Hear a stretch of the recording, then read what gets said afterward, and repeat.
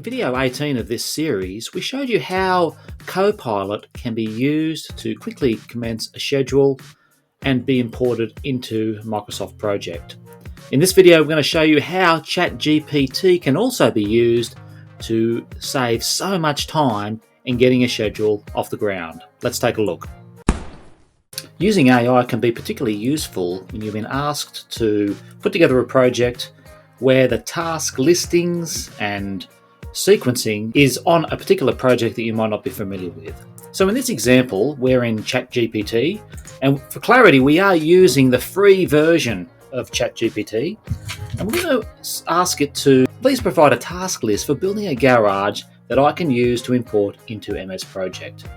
And then you fire away. Now about 20 seconds have passed, and as you scroll down, you'll notice that it's given us a whole list of summary tasks and detailed tasks to help us get this project off the ground. But at the bottom, notice what it says here. If you'd like, I can help format this into a CSV or Excel file ready for import into Microsoft Project, complete with example durations and dependencies. Would you like that? And if we're importing this in a project, you certainly want this. So let's just say yes and give it the command.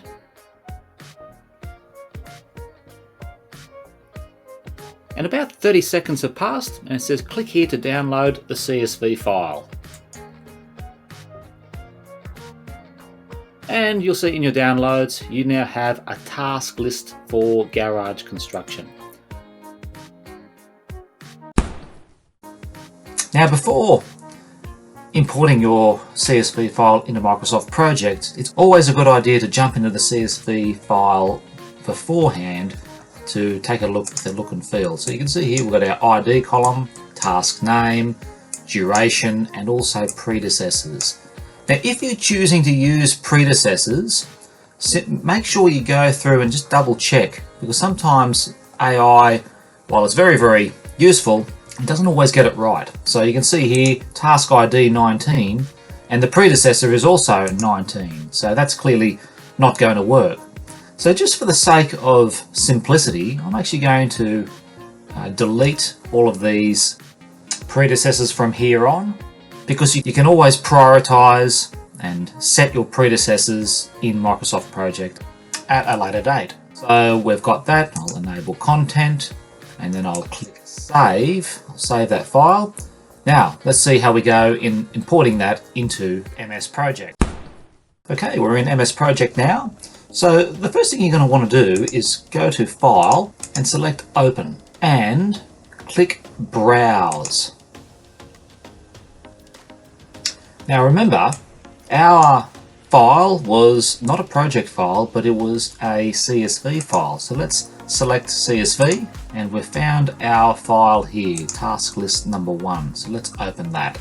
Now you'll be presented with a import wizard, so we'll click Next. And if you want further details or a slower demonstration on how this works, jump into lesson 17 or video 17 of this series. But I'm going to quickly go through this. So new map, we're going to save it as a new project. Our CSV file contains tasks, so yes, we continue with tasks. Now, this is the mapping exercise. So the ID column in our CSV file is the same as our Microsoft Project file.